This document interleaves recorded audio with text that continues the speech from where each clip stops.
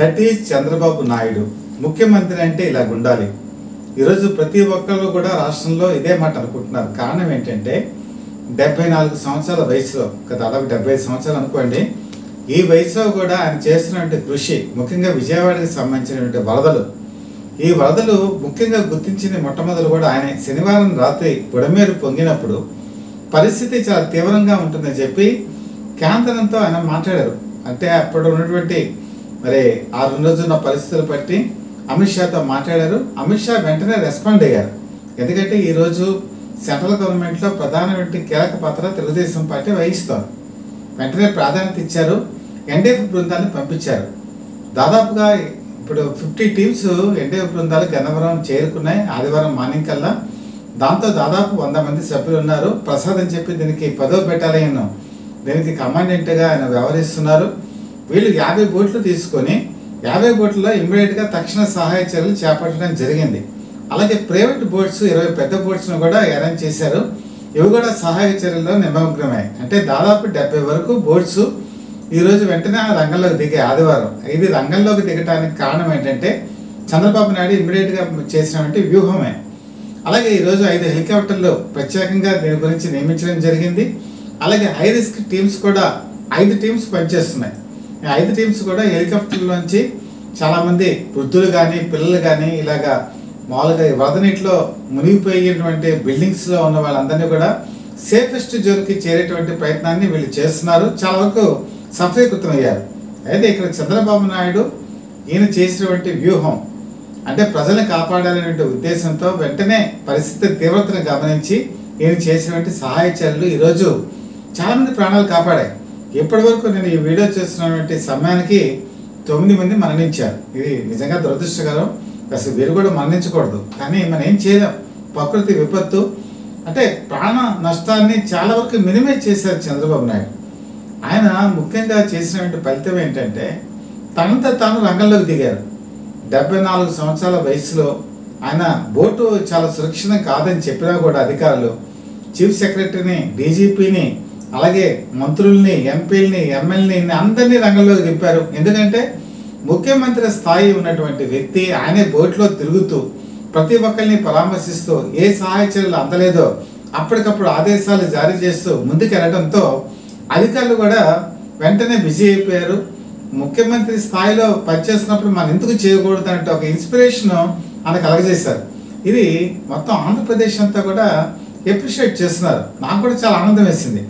ఒక ముఖ్యమంత్రి, నేను దాదాపు నాకున్నటువంటి ఈ జర్నలిజం కెరీర్లో అంజయ్య టైం నుంచి కూడా ముఖ్యమంత్రిని చూశాను. ఎవరు మంచి పనులు చేశారు కాదని అన్నగానే ఇంత స్థాయిలో మమేకమైపోయి వరదలు ఉన్నటువంటి ప్రాంతాల్లో తనంతా తాను తిరుగుతూ తిరుగుతూ ఎక్కడెక్కడ లోటుపాట్లు ఉన్నాయని గమనించి ఇది ఎంతగానంటే 14 గంటల పాటు నిర్విరామంగా ఆయన చేశారు. అందులో ఒక 2 గంటలు విశ్రాంతి తీసుకున్నారు. అర్ధరాత్రి దాటిన తర్వాత తెల్లవారుజాము 3 వరకు కూడా ఆయన బోట్లో ప్రయాణించి ఒక్కొక్కసారి ఆయన లోతట్టు ప్రాంతాల్లో కూడా నీట మునిగినటువంటి ప్రాంతాలకు కూడా వెళ్ళి పరిశీలించి వాళ్ళని పరామర్శించారంటే ఈయన ఎంత స్థాయిలో మరి కృషి చేశారన్నది నాకు చాలా ఆనందం వేసింది. ఇలాంటి ముఖ్యమంత్రి మన ఆంధ్రప్రదేశ్కి దొరకడం కూడా గర్వకారణం. అయితే చాలామంది ఇప్పటికీ ఇది ప్రజెంట్ చేయబడింది. అయితే ఈ పరిస్థితికి రావడానికి కారణం ఏంటి? అసలు ఎందుకు ఇలా చేశారు? ఎందుకు ఇలా జరిగింది? ప్రకృతి విపత్తు ఎందుకు ఇలాగా 50 సంవత్సరాలు లేని విధంగా విజయవాడని అతలాకుతలం చేసింది? 50% నగరం మొత్తం అంతా కూడా ఈరోజు మునిగిపోయింది. కృష్ణా వాటర్ కనుక చూసుకుంటే 11.50 క్యూసెక్ల వాటర్ వచ్చిందంటే ఇంత తీవ్రత గత 50 సంవత్సరాలు ఎప్పుడు కూడా లేదు. ఇంత వాటర్ వస్తూ ఉంటే అసలు పక్కనటువంటి శబ్దం వినపడుతూ ఉంటే ఆ పరివాహక ప్రాంతంలో ఉన్న వాళ్ళు చెప్తున్నారు మాకే భయం వేస్తుంది అని చెప్పేసి. అలాంటి పరిస్థితి ఈరోజు వచ్చింది. అయితే ఇది ముందే ఆయన ఊహించారు. ఎప్పుడు 2014లో చంద్రబాబు నాయుడు ముఖ్యమంత్రిగా ఉన్నప్పుడు ఆయన డ్రైనేజ్ సిస్టమ్ సరిగా లేదు విజయవాడలో, దీన్ని డెవలప్ చేయాలి, ఇంప్రూవ్మెంట్ చేయాలని అప్పుడే ఆయన ఒక విజన్తో ముందుకెళ్ళారు. దాన్ని ఏమంటారంటే స్టామ్ వాటర్ డ్రైనేజ్ సిస్టమ్ అని చెప్పేసి ఒక పేరు పెట్టారు. అంటే వరద నీరు కానీ, లేకపోతే ఇప్పుడు మురికి నీరు కానీ, లేకపోతే ఇప్పుడు వర్షాలు వచ్చేటువంటి నీరు కానీ ఎక్కడికక్కడ స్టాగ్నేట్ అయిపోకుండా ఆ వాటర్ని ఫ్లో చేయాలి. దీనికి ఆయన ఏం చేశారంటే కొన్ని 100 కోట్ల రూపాయలతో ఒక ప్రాజెక్టు నిర్మాణంలోకి తీసుకొచ్చారు. అప్పుడు ఎల్ఎన్టీ కంపెనీతో ఆయన ఒప్పందం కుదుర్చుకున్నారు. 2016లో ఇది స్టార్ట్ అయింది. 2019 వరకు కనుక చూసుకుంటే ఈ under drainage water system storm వాటర్కి వచ్చేవాడికి దీన్ని 57% కంప్లీట్ చేశారు. అయితే దురదృష్టం ఎక్కడ పెట్టాడంటే 2019 ఎన్నికల్లో తెలుగుదేశం పార్టీ చాలా ఘోర పరాజయాన్ని చూసింది. తర్వాత వచ్చేప్పటికి వైఎస్ఆర్సీపీ గవర్నమెంట్ దీన్ని అటకెక్కించేసింది. వాళ్ళ ఉద్దేశం ఏంటంటే చంద్రబాబు నాయుడు చేసినటువంటి ఈ స్కీమ్ని మనం కంటిన్యూ చేస్తే మనకేంటి ఉపయోగం అనేటువంటి భావన, లేకపోతే ఫండ్స్ లేకపోవటము, నిర్లక్ష్యమో ఏదైనా కారణం 2019లో ఇది ఆగిపోయింది. 2020 సంవత్సరం వచ్చేప్పటికి ఎల్ఎన్టీ కాంట్రాక్టర్ ఏం చేశారంటే డబ్బులు రానప్పుడు నాకు ఈ ప్రాజెక్ట్ ఎందుకని చెప్పేసి వదిలేసి వెళ్ళిపోయాడు.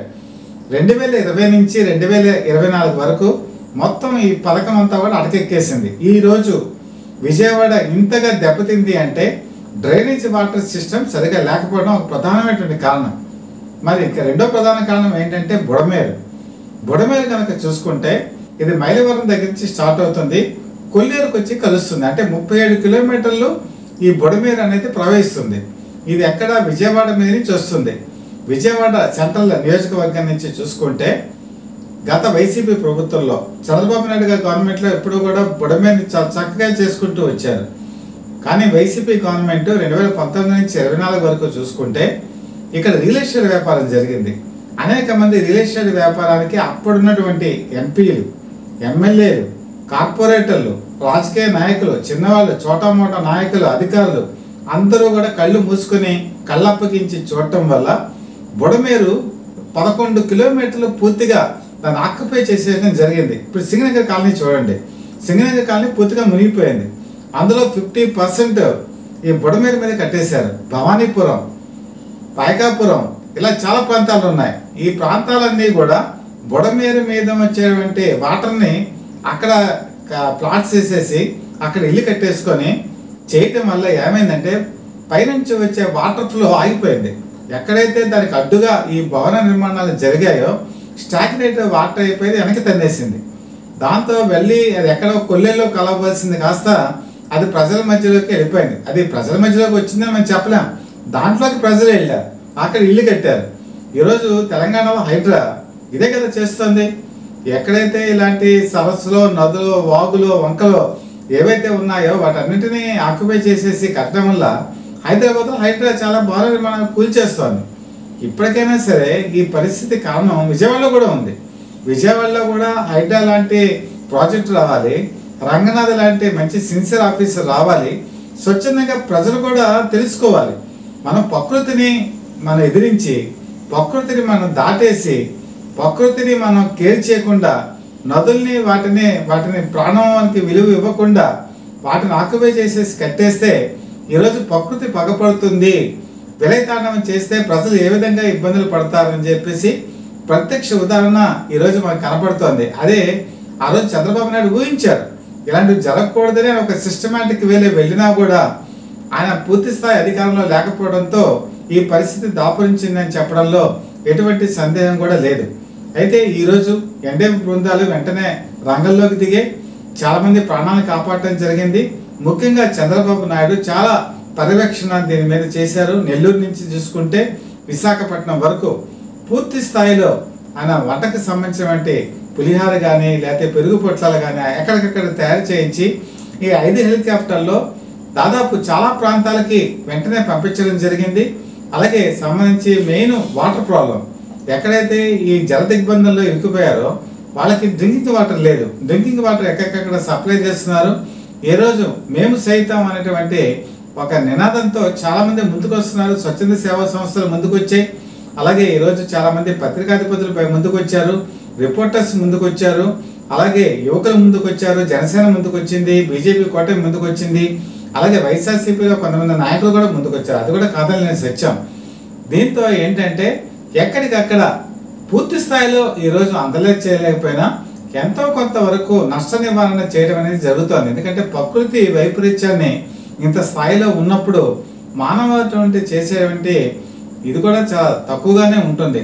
కానీ ఎక్కువ స్థాయిలో చేస్తున్నారు. ముఖ్యంగా ఇక్కడికి వచ్చేవాడికి జిల్లా కలెక్టర్ సృజన ఈవిడ చాలా కొద్ది కాలం క్రితం మాత్రమే వచ్చారు. ఆవిడ దాదాపు 48 గంటల పాటు ఆవిడ కూడా బిజీగా ఉంటున్నారు. అలాగే ఇక్కడ మున్సిపల్ కమిషనర్గా వచ్చిన ఆయన కూడా 10 రోజుల క్రితమే వచ్చారు. ఆయనకి విజయవాడ ఏంటి, విజయవాడలో ఎక్కడెక్కడ ఏముంటాయి, ఏ కాలువలు ఉంటాయి, దాని మ్యాప్ కూడా పూర్తిగా తెలియదు. అయినా సరే ఆయన అవగాహన చేసుకొని తనకున్నటువంటి అధికారులతో చర్చించి మారుమూల ప్రాంతాలకు కూడా ఎక్కడెక్కడ సహాయ చర్యలు చేపడుతున్నారు. డీజీపీ కూడా ప్రత్యక్షంగా రంగంలోకి దిగారు, చీఫ్ సెక్రటరీ రంగంలోకి దిగారు, మంత్రులు రంగంలోకి దిగారు, ఎంపీలు రంగంలోకి దిగారు. చివరికి లోకేష్ బాబు ఆయన స్వయంగా నీళ్ళలోకి దిగిపోయారు. నీళ్ళలోకి దిగి మోకాళ్ళ పైన లోతున్నటువంటి ప్రాంతాలకు కూడా నడుచుకుంటూ వెళ్ళారు. అది చాలా మందికి ఆశ్చర్యం కలిగజేసింది. ఒక యువ నాయకుడు ఈరోజు తండ్రికి తగ్గ తనయుడుగా ఆయన ముందుకు నడవటం కూడా పార్టీ క్యాడర్ని ఒక ఉత్తేజభరితుల్ని చేయడం కూడా జరిగింది. కాబట్టి ఈరోజు ఇటువంటి పరిస్థితి, ఇది ప్రకృతి తీవ్రత. దీనికి ఇప్పుడు రాజకీయాలు ముఖ్యం కాదు. రాజకీయ కన్నా అతీతం ఏంటంటే మానవ సేవ. ఈ మానవ సేవ చేయడంలో మరి ఖచ్చితంగా చంద్రబాబు నాయుడు ఆదర్శప్రాయంగా నిలిచారు. ఈరోజు మొత్తం దేశంలో ఉన్నటువంటి వివిధ రాష్ట్రాల్లో 75 సంవత్సరాల వయసులో ఆయన ఒక యువకుడిలాగా ఉన్నారు. ఆయన మొత్తం తనకున్నటువంటి ప్రదేశాన్ని నివాసకాన్ని వదిలేసి కలెక్టర్ ఆఫీస్కి చేరుకున్నారు. కలెక్టర్ ఆఫీస్ దగ్గర తన బస్సులో ఆయన ఉన్నారు. రాత్రిపూట అంతా అక్కడే పర్యవేక్షిస్తున్నారు. ఇక్కడ మనం గమనించవలసిన విషయం ఏంటంటే ఇప్పుడు ఎలక్షన్ పీరియడ్ కాదు, ఎలక్షన్స్ అయిపోయాయి. గవర్నమెంట్ వచ్చి కూడా కనీసం ఇంకా 3 నెలలు కూడా అవలా. ఇటువంటి పరిస్థితుల్లో రాజకీయమైనటువంటి ఉద్దేశాలు లేకుండా ఆయన ఈ సేవలు చేస్తున్నారంటే మనం ఖచ్చితంగా అప్రిషియేట్ చేయవలసిన అంశం. విపక్ష నేత అయినటువంటి జగన్మోహన్ రెడ్డి కూడా విజయవాడ వచ్చారు, పరిసర ప్రాంతాలను కూడా సందర్శించారు. ఆయన కూడా తమ తప్పు లేదు అన్నట్టుగా చేశారు, కానీ రాజకీయ విమర్శలు చేశారు. ఇది తరుణం కాదు రాజకీయ విమర్శలు చేయడానికి. అసలు ఈ తప్పుదాలు జరగడానికి, ఈ ప్రకృతి పగపట్టడానికి కారణం ఏంటి? ఇప్పుడు గత ప్రభుత్వంలో వైఎస్ఆర్సీపీ ముందు చూపు లేకపోవటం, తర్వాత అమరావతిని ఒక రాజధానిగా పూర్తి స్థాయిలో డెవలప్ చేయకపోవటం, గత జరిగినటువంటి నిర్మాణాన్ని పూర్తిగా నిర్లక్ష్యం చేయటం, ఇందులో వైఎస్ఆర్సీపీ పాత్ర లేదా? జగన్మోహన్ రెడ్డి ఈ విషయంలో కూడా ఆలోచించుకోవాలి. రాజకీయాలు ఇప్పుడు చేయవలసినటువంటి తరుణం కాదు. ఎవరు కూడా రాజకీయాలు చేయకూడదు. ఈ సమయంలో ప్రతిపక్షం అనేది ఎలా ఉండాలంటే అధికార పార్టీకి అనుకూలంగా, వాళ్ళు చేసేటువంటి మంచి నిర్మాణాత్మక కార్యక్రమానికి అనుకూలంగా ప్రజలు బాగుపడాలి, ఈ టైంలో ప్రాణాలతో ఉండాలి, వాళ్ళు ఇంకా చక్కగా ముందుకెళ్ళాలనే ఆలోచనతో ముందుకెళ్ళవలసినటువంటి తరుణం ఉంది. ఈ తరుణంతో ముందుకెళ్ళాలి. అలాగే చంద్రబాబు నాయుడు కనుక మనం చూసుకుంటే ఆయన రాజకీయ కాంక్ష లేకుండా, ఎటువంటి ప్రతిభను ఆశించకుండా, ఎలక్షన్స్ కూడా లేనటువంటి సమయంలో ఆయన ఏం చేస్తున్నారంటే చాలా సేవాభావంతో ముందుకెళ్తున్నారు. అందుకే నేను అన్నాను, అసలు అలాంటి ముఖ్యమంత్రి ఉండటం ఆంధ్ర ప్రజలు చేసుకునేటువంటి అదృష్టంగా కూడా మనం చెప్పుకోవచ్చు. అయితే ఇప్పుడే కాదు, మనం 2015లో కనుక చూసుకుంటే విశాఖపట్నం హుద్హుద్ తుఫాను తీవ్రమైనటువంటి సంచలనం. ఆ రోజు అతలాకుతలం అయిపోయింది. ఎలక్ట్రికల్ పోల్స్ పడిపోయాయి, ఎలక్ట్రిసిటీ లేదు. ఇప్పుడు అదే పరిస్థితి విజయవాడలో కూడా ఉంది. ఎలక్ట్రిసిటీ లేదు.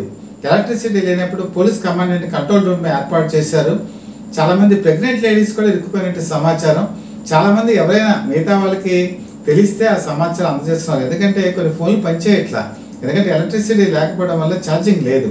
కానీ కొంతమంది అధికారులు లోతట్టు ప్రాంతాలకు కూడా వెళ్ళి అక్కడ ఉన్న సమాచారాన్ని అందజేసుకొని వెంటనే ఎన్డీఎఫ్ బృందాలకి సమాచారం అందిస్తే వాళ్ళు హెలికాప్టర్ను ఉపయోగించి ఎవరైతే గర్భిణీ స్త్రీలు కానీ, పిల్లలు కానీ, వృద్ధులు కానీ, చాలామంది అనారోగ్యంతో ఉన్న వాళ్ళని వెంటనే హాస్పిటల్స్ కూడా తరలించే కార్యక్రమాన్ని ముఖ్యమంత్రి చంద్రబాబు నాయుడు చాలా తీవ్రంగా పరిశీలిస్తున్నారు.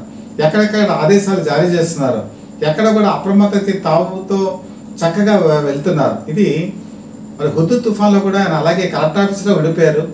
తర్వాత ఆ రోజు ఎలక్ట్రిక్ పోల్స్ని ఒరిస్సా నుంచి లేదా మిగతా ప్రాంతాల నుంచి తెప్పించారు, ఎలక్ట్రీషియన్స్ని తెప్పించారు. ఆయన ఒకటే కంకణం చెప్పారు, నేను పూర్తిగా వైజాగ్ మరి హుద్హుద్ నుంచి తేరుకునేంత వరకు నేను కదలను అని చెప్పేసి ఆ రోజు ఆయన ఇక్కడే భీష్మించుకుని తన ప్రయత్నాన్ని ముమ్మరం చేసి వైజాగ్ని ఒక సురక్షితమైనటువంటి కేంద్రంగా చేశారు. ఇప్పుడు అదే పట్టుదలతో విజయవాడ కూడా ఆయన ఉంటున్నారు.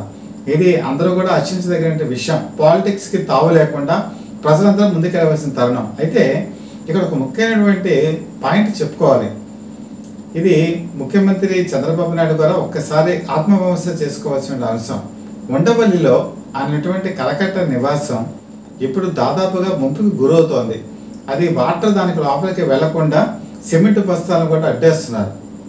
ఇప్పుడు ఆయన అక్కడ లేరు, కలెక్టర్ ఆఫీస్లో ఉన్నారు. లోకేష్ కూడా ఇప్పుడు అక్కడ లేరు, ఆయన కూడా అన్ని ప్రాంతాలకు వెళ్తున్నారు. అయితే ఇక్కడ ఒక సంకేతం ఏంటంటే ఇది బేసికల్గా ఎఫ్పిఎల్ అంటే ఫుల్ ట్యాంక్ లెవెల్ FTL అంటారు, ఫుల్ ట్యాంక్ లెవెల్లో ఉంది ఈ కరకట్ట ప్రాంతం. అలాగే బఫర్ జోన్లో కూడా ఉంది. ఈ FTL ఉన్నటువంటి ప్రాంతం బఫర్ జోన్లో ఈ లింగమనేని గెస్ట్ హౌస్లో ఉంటున్నారు. 2014 నుంచి 2019 వరకు ఈ గెస్ట్ హౌస్లోనే ఉన్నారు. ఇప్పుడు కూడా అక్కడే ఉంటున్నారు, అధికారం కోల్పోయిన తర్వాత కూడా, తర్వాత అధికారంలోకి వచ్చిన తర్వాత కూడా. అధికారం కోల్పోయినప్పుడు YS Jaganmohan Reddy inner ring road విషయంలో CID పోలీస్ కేసు పెట్టింది. పోలీస్ కేసు పెట్టి క్విక్ ప్రో అనేటువంటి బేసిస్లో లింగమనేని గెస్ట్ హౌస్లో వీళ్ళు ఉంటున్నారు కాబట్టి లింగమనేనికి బెనిఫిట్ చేయడానికి ఇన్నర్ రింగ్ రోడ్డు అనేక మలుపులు తిప్పుతూ చేశారు అని చెప్పేసి దీన్ని అటాచ్మెంట్ చేయాలని చెప్పి 2023 జూన్లో ఈ లింగమనేని గెస్ట్ హౌస్ని అటాచ్మెంట్లోకి తీసుకున్నారు. అయితే తర్వాత మళ్ళీ అధికారంలోకి తెలుగుదేశం పార్టీ కూటమి వచ్చిన తర్వాత పక్కకి వెళ్ళిపోయింది. కానీ ఇది ఒక రకంగా చెప్పుకోవాలంటే ఇప్పుడు ముఖ్యమంత్రి ఉన్నటువంటి ప్రాంతం అది యాక్చువల్గా అధికారికంగా ఎక్కడైనా నివాసం ఏర్పాటు చేసుకోవచ్చు. కానీ ఇప్పుడు కరకట్ట ఉన్నటువంటి ప్రాంతంలో ఆయన ఉండటం వల్ల ఇది బాగా ముప్పుకు గురైనటువంటి ప్రాంతం. ఇది ఒక విధంగా పాజిటివ్ సంకేతాన్ని ఇవ్వదు. ఎందుకంటే ఈయన ఇంత కష్టపడుతున్నారు, ఈరోజు ప్రజల గురించి ఇంత తిరుగుతున్నారు. నా ఉద్దేశం ఏంటంటే ముఖ్యమంత్రి చంద్రబాబు నాయుడు ఈ విషయంలో మరి కరకట్ట అంత సురక్షిత ప్రాంతం కాదు కాబట్టి ప్రజలకు ఒక పాజిటివ్ సంకేతం ఇవ్వాలి. సంకేతం ఇవ్వాలంటే ఆయన కూడా ఒక అధికారికృతమైనటువంటి మరి ఎక్కడ కూడా ఇబ్బందులు లేనటువంటి ఒక నివాస గృహానికి మారితే మంచిది. ఎందుకంటే మరి జగన్మోహన్ రెడ్డి కనుక చూసుకుంటే ఆయనకు అనేక రకాలైన ప్యాలెస్లు ఉన్నాయి. మరి తాడేపల్లిలో ఒక ప్యాలెస్ ఉంది, హైదరాబాద్లో ఒక ప్యాలెస్ ఉంది, బెంగళూరులో ఉంది, కడపలో ఉంది, పులివెందుల్లో ఉంది. ఇన్ని ప్యాలెస్లు కట్టుకున్నారు. కానీ చంద్రబాబు నాయుడుకి ఇప్పటి వరకు ఆయన రాజకీయ జీవితంలో ఒక హైదరాబాద్లో మాత్రమే ఆయనకు ఒక నివాస గృహం ఉంది. తర్వాత కుప్పంలో ఈ మధ్య కన్స్ట్రక్షన్ స్టార్ట్ చేశారు, ఇప్పుడు 90% కంప్లీట్ అయింది. కాబట్టి ఆయన సొంత ఒక భవనాన్ని అక్కడ నిర్మించుకోవచ్చు, అది కూడా ఈ FPL బఫర్ జోన్లో లేనటువంటి ప్రాంతాల్లో. దీనివల్ల ఆయన ఒక సంకేతం ఇవ్వగలుగుతారు. తాను ఉండేటువంటి గృహం కూడా ఎక్కడ ఆక్రమణలు లేనటువంటివి, లేకపోతే ముంపుకు గురయ్యేటువంటివి, FPL బఫర్ జోను ఇలాంటి చోట, నిర్మాణాలు లేని చోట ఉన్నాను అని ఒక సంకేతం ఇవ్వటం మంచిది. అలా ఇవ్వాలని కూడా నేను కోరుకుంటాను. ఎందుకంటే నేను కూడా ఆయన్ని చాలా అభిమానిస్తాను కాబట్టి. నాకు ఉన్నటువంటి వ్యక్తిగతమైనటువంటి పరిచయం ఆయన అధికారంలో లేనప్పుడు, దాదాపు ఆయన 2004 సంవత్సరంలో అధికారం కోల్పోయారు. 2014 వరకు కూడా అధికారంలో లేరు, ప్రతిపక్షంలో ఉన్నారు. నేను ఒక తెలుగు జాతీయ దినపత్రికలో జనరల్ మేనేజర్ హెచ్చరిగా పనిచేస్తున్నప్పుడు హైదరాబాద్లో నేను పలుమార్లు ఆయన కలిసినప్పుడు కూడా ఆయన ప్రతిపక్షంలో ఉన్నప్పుడు నేను గమనించిన అంశం ఏంటంటే ఆయన ఎప్పుడు ప్రజల గురించి తాపత్రయపడతారు. అధికారంలో ఉన్నా అధికారంలో లేకపోయినా కూడా ఆయన ప్రజల గురించి ఎక్కువ ఆలోచిస్తారు, ప్రజలకు ఇంకేం మేలు చేయాలని ఆలోచిస్తారు. తన కొన్నటువంటి విజన్తో ముందు ఎలాంటి కార్యక్రమాలు చేపట్టాలని కూడా ఆలోచిస్తారు.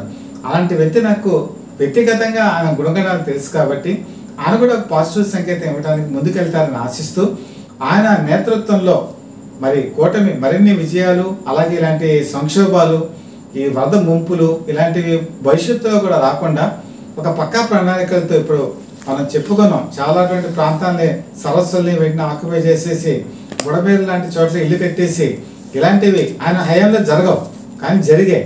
ఇప్పుడు వాటిని తర్వాత కాలంలో ఎలాగ సక్రమంగా స్ట్రీమ్ లైన్ చేయాలో ఆలోచించి ముందుకెళ్తారని ఆశిస్తూ, అలాగే మన ఛానల్లో చూస్తున్న వాళ్ళు చాలామంది మీకు కనుక ఈ వీడియోస్ నచ్చినట్టయితే మీరు కామెంట్స్ పెట్టండి. అలాగే చాలామంది స్కిప్ చేసేసి తర్వాత దీన్ని సబ్స్క్రైబ్ చేయట్లేదు. దయచేసి నేను విన్నపం ఏంటంటే మీరు సబ్స్క్రైబ్ చేసినట్టయితే అది మాకు నైతిక బలాన్ని ఇస్తుంది. మేము ఇంకా మంచి కార్యక్రమాలు మీ దృష్టికి తీసుకురావడం జరుగుతుంది. కాబట్టి సబ్స్క్రైబ్ చేసుకోండి, బెల్ ఐకాన్ ప్రెస్ చేయండి, మీ కామెంట్స్ తెలియచేయండి. అలాగే మీ ఫ్రెండ్స్ కానీ లేకపోతే రిలేటివ్స్ కానీ ఉంటే ఈ వీడియో మీకు నచ్చితే షేర్ చేయండి. మీ సపోర్ట్ మాకు అందజేయండి. మీకు ఎప్పుడు వినూత్న సమాచారం ఇవ్వడానికి ముందుంటామని చెప్పి సగర్వంగా తెలియజేస్తూ మీ చీఫ్ ఎడిటర్ DVSS కృష్ణప్రసాద్.